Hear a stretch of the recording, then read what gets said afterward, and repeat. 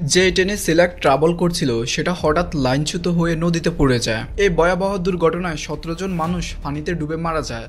কিন্তু ভাগ্যের কি পরিহাস, সিলাক কোনোভাবে সাঁতরে উপরে চলে আসে এবং উদ্ধারকারীরা তাকে বাঁচিয়ে নেয়। এরপরের বছরে সিলাক ফার্স্ট টাইম বিমানে ট্রাভেল করছিল।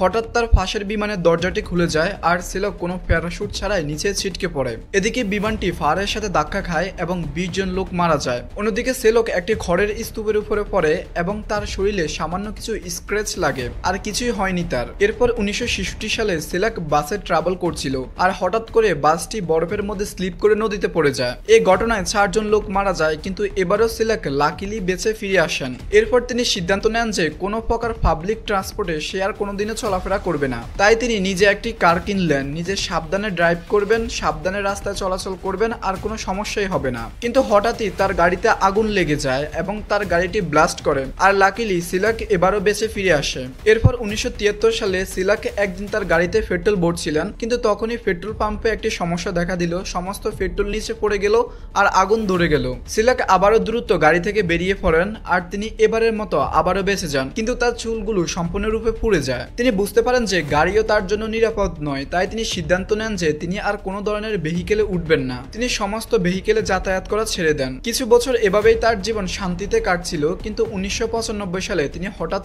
একদিন রাস্তা পার হচ্ছিলেন, কিন্তু তখনই একটি বাস এসে তাকে ধাক্কা মারে। এখানে অন্য কেউ হলে নিশ্চিন্তে মারা যেত, কিন্তু সিলাক এবারও বেঁচে ফিরে আসেন। পরের বছর 1996 সালে সিলাক একটি পাহাড়ি রাস্তায় গাড়ি চালাচ্ছিলেন। হঠাৎ একটি মোড়ের সামনে একটি ট্রাক চলে আসে আর সিলাক কোনো কিছু না বুঝে গাড়িটি সোজা খাদে ফেলে দেয়। কিন্তু এবার তিনি সিট বেল্ট পরেননি, যার ফলে সে গাড়ি থেকে ছিটকে গিয়ে একটি গাছের সাথে আটকে যায় আর তার গাড়িটি নিচে পড়ে একেবারে বিস্ফোরণ হয়ে যায়। এবারও সিলাক প্রাণে বেঁচে যায়। এসব দুর্ঘটনার কারণে তার কোনো বন্ধু তার সাথে কখনোই কোনো ট্রাভেলে যেতে চাইতো না। তবে ভাগ্য হয়তো সিলাকের জন্য অন্য কিছু পরিকল্পনা করে রেখেছিলেন। তিনি 2003 সালে তার 73 বার্থডেতে একটি লটারি কিনলেন আর জিতে নিলেন সে সময়ের সবচেয়ে বিশাল অঙ্ক $1 মিলিয়ন।